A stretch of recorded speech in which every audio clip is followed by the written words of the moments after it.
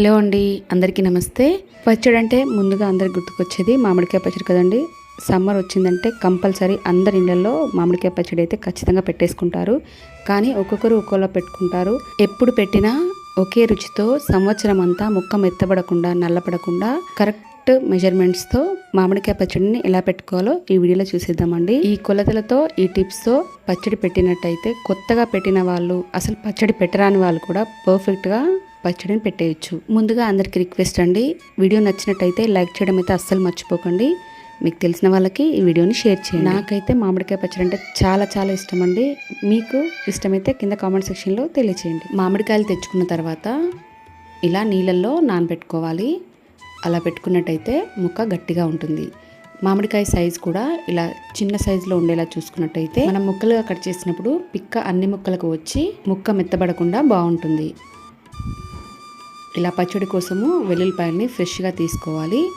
ముందుగా తీసుకున్నట్టయితే ఘాట్ అనేది పోయి అంత రుచిగా ఉండదు.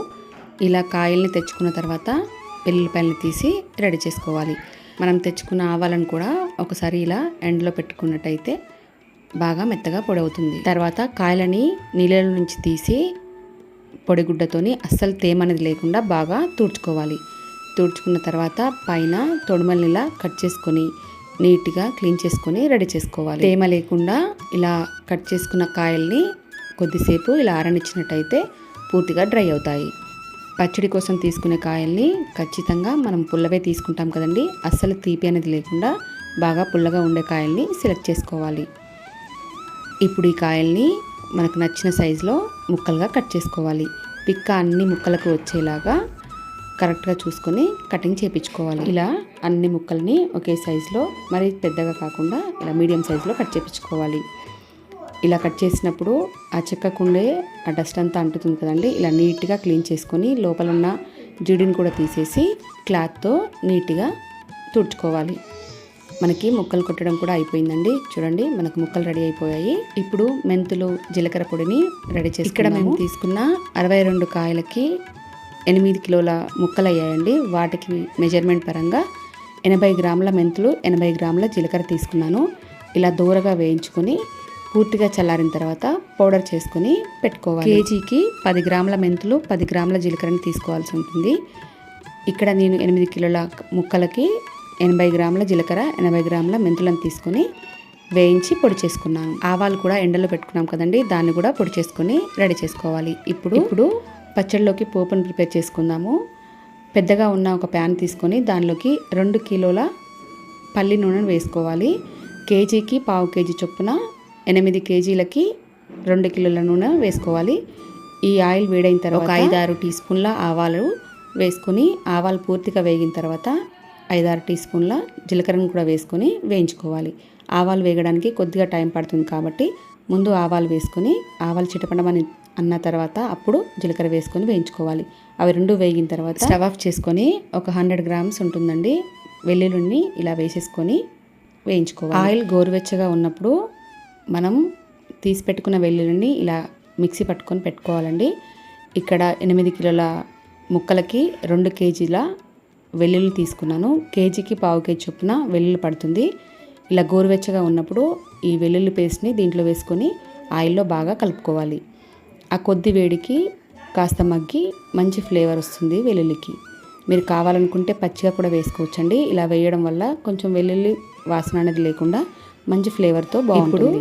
పచ్చడి కలపడానికి కొంచెం పెద్దగా ఉన్న గిన్నెని తీసుకొని దానిలోకి కారాన్ని వేసుకోవాలి. ఇక్కడ కేజీకి 125 గ్రామ్స్ కారం పడుతుందండి, అంటే 1/2 కారం పడుతుంది. ముక్కలు 8 కిలోలు అయ్యాయి కాబట్టి కేజీ కారం కరెక్ట్గా సరిపోతుంది. ఇక్కడ నేను 3 మ్యాంగోస్ కారం తీసుకున్నానండి. మీరు కావాలంటే పట్టించిన కారమైనా తీసుకోవచ్చు. ఉప్పు కేజీకి 1/2 కేజీ కరెక్ట్గా పడుతుందండి. 8 కిలోల ముక్కలకి 2 కిలోల ఉప్పు వేశాను. ఏమాత్రం ఎక్కువ తక్కువ కాకుండా పర్ఫెక్ట్గా సరిపోయిందండి. ముక్కలు కూడా పుల్లగా ఉన్నట్టయితే ఈ మెజర్మెంట్స్ కరెక్ట్గా సరిపోతాయండి. ఒకవేళ ముక్కలు కాస్త తీయగా ఉన్నట్టయితే మీరు ఉప్పును కొంచెం తగ్గించి వేసుకోండి. ఆల్రెడీ పౌడర్ చేసి పెట్టుకున్న జీలకర్ర, మెంతులు, ఆవాల పొడి అన్నీ వేసుకున్నాను. ఇక్కడ అన్నీ కలిసేలాగా ఇలా బాగా కలుపుకోవాలి. తర్వాత మనం పోపు ప్రిపేర్ చేసుకున్నాం కదా, ఆ పోపును దీంట్లో వేసుకొని కలుపుకోవాలి. అయితే ఆయిల్ మాత్రం అస్సలు వేడి లేకుండా చూసుకోవాలి. మొత్తం పూర్తిగా రూమ్ టెంపరేచర్కి వచ్చిన తర్వాతనే ఆయిల్ని దీంట్లోకి యాడ్ చేసుకోవాలి. మసాలాలు, ఆయిల్, ఉప్పు, కారము అంతా బాగా కలిసేలాగా ఇలా బాగా కలుపుకున్న తర్వాత అప్పుడే మనం ముక్కల్ని యాడ్ చేసుకోవాలి. మీరు వెల్లుల్లిని ఆయిల్లో వేయకుండా ఈ టైంలో కూడా వేసుకోవచ్చండి. మీకు అలా ఇష్టం ఉంటే అలా చేసుకోండి, లేదంటే ఇందులో అయినా వేసుకోవచ్చు. ఇప్పుడు మనం కట్ చేసుకుని పెట్టుకున్న ముక్కలు ఉన్నాయి కదా, అవి ఇందులో వేసుకొని కలుపుకోవాలి. ఎక్కువ ముక్కలు కాబట్టి ఇలా కొద్ది కొద్దిగా వేసుకొని పైన కారంలో కలుపుకొని జాడీలోకి ఎత్తుతున్నామండి. అన్ని ముక్కలు కలవడానికి కొంచెం ఇబ్బందిగా ఉంటుంది కాబట్టి ఇలా జాడీలో పెట్టుకున్నట్టయితే పచ్చడి మెత్తబడకుండా నల్లగా కాకుండా బాగుంటుంది. మీ దగ్గర లేకపోయినట్టయితే కనీసం గ్లాస్ జార్స్ ఉంటాయి కదా, దాంట్లోనైనా పెట్టుకోవడానికి ట్రై చేయండి. ఇలా ముందుగా కొంచెం కారాన్ని వేసుకొని తర్వాత కలిపెట్టుకున్న ముక్కలను మొత్తం దీంట్లోకి వేసుకోవాలి. మనం ఏ పచ్చళ్ళైనా కొద్ది రోజులకి అయిపోతాయి, కానీ మామిడికాయ పచ్చడి సంవత్సరం అంతా ఉంచుకుంటాం కదండి. అది మళ్ళీ సీజన్ వస్తేనే మనకు మామిడికాయ పచ్చడి ఈ రుచితో, ఈ ఫ్లేవర్తో ఉంటుంది. మధ్య మధ్యలో పెట్టినా ఇంత పర్ఫెక్ట్గా అయితే మామిడికాయ పచ్చడి కుదరదనే చెప్పుకోవచ్చు. అందుకే పచ్చడి అంతా పెట్టేంత వరకు చేతులకు తడి లేకుండా చాలా శుభ్రంగా నీట్గా పెట్టుకున్నట్టయితే పచ్చడి సంవత్సరం అంతా చాలా ఫ్రెష్గా మంచి కలర్తో పాడవకుండా ఉంటుంది. ఈ పచ్చడికి నేను వేసుకున్న కొలతలన్నీ డిస్క్రిప్షన్లో మళ్ళీ క్లియర్గా మెన్షన్ చేస్తానండి. ఇక్కడ డౌట్ ఉన్న వాళ్ళు ఒక్కసారి చెక్ చేయండి. కలుపుకున్న కారాన్ని, ముక్కలని ఇలా బాగా కలుపుకొని జాడీలోకి వేసుకోవాలి. ఇలా గట్టిగా పెట్టినా కూడా మనకి 3 days వరకు పచ్చడి మొత్తం కుంగి కిందికి వెళ్తుందండి. ఈ పచ్చడిలోకి గాలి వెళ్ళకుండా మూత పెట్టుకొని పైనుంచి ఒక క్లాత్ కట్టి 3 days వరకు తగలకుండా ఒక పక్కకు పెట్టేసుకోవాలి. పచ్చడి పెట్టిన తర్వాత ఆ పచ్చడి గిన్నెలో అన్నం వేసుకొని తినడం మాత్రం అస్సలు మిస్ చేసుకోమండి. ఆ రోజు వచ్చే టేస్ట్ మళ్ళీ రాదనే చెప్పొచ్చు. అంత పర్ఫెక్ట్గా ఉంటుంది. మాకైతే చాలా ఇష్టం. ఇక్కడ అందరికీ చేతుల్లో మమ్మీ పెడుతుంది.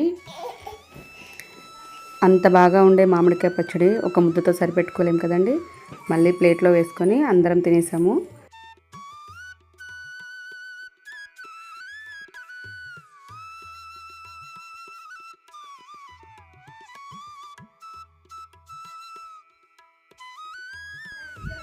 జాడీలోకి గాలి వెళ్ళకుండా ఇలా జాగ్రత్తగా క్లాత్తో చుట్టి కట్టేసేయాలి.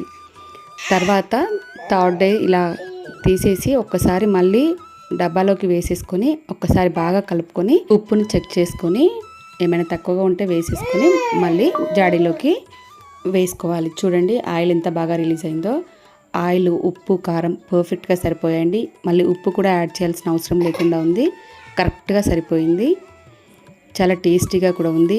ఎప్పుడు పెట్టినా ఒకే టేస్ట్తో సంవత్సరం అంతా నిల్వ ఉండేలాగా ముక్క మెత్తబడకుండా ఈ టిప్స్ ఫాలో అవుతూ పచ్చడి పెట్టండి. ఎవరైనా ఈజీగా పచ్చడిని పెట్టేసుకోవచ్చు. భయం అనేది లేకుండా, పాడవుతుందనే టెన్షన్ ఏం లేకుండా చాలా రుచిగా ఉండే మామిడికాయ పచ్చడిని ఎవరైనా ఇలా ఈజీగా పెట్టేసుకోవచ్చండి. ఈ కొలతలతో పచ్చడి పెట్టి చూడండి, పర్ఫెక్ట్గా కుదురుతుంది. కొత్తగా పచ్చడి పెట్టాలనుకున్న వాళ్ళు, అస్సలు పెట్టరాని వాళ్ళు కూడా ఈ కొలతలు, ఈ టిప్స్ యూజ్ చేసి పచ్చడి పెట్టినట్టయితే చాలా పర్ఫెక్ట్గా కుదురుతుందండి. ఈ పచ్చడి పూర్తిగా తెలంగాణ స్టైల్లోనే ఉంటుందండి. మేమైతే ఎవ్రీ ఇయర్ ఇదే విధంగా పచ్చడి పెట్టుకుంటాము. మీకు ఎలా అనిపించిందో కింద కామెంట్ సెక్షన్లో అయితే తెలియజేయడం మర్చిపోకండి. ఈ వీడియో మీకు నచ్చినట్టయితే లైక్ చేయండి, మీ ఫ్రెండ్స్కి షేర్ చేయండి. ఎలా అనిపించిందో కామెంట్ సెక్షన్లో తెలియజేయండి. కొత్తగా చూస్తున్న వాళ్ళు ఛానల్ని ఒక్కసారి చెక్ చేసి కంటెంట్ నచ్చితే సబ్స్క్రైబ్ చేసుకొని బెల్ ఐకాన్ క్లిక్ చేయండి. లైక్ చేయడం అయితే అస్సలు మర్చిపోకండి. Thank you for watching.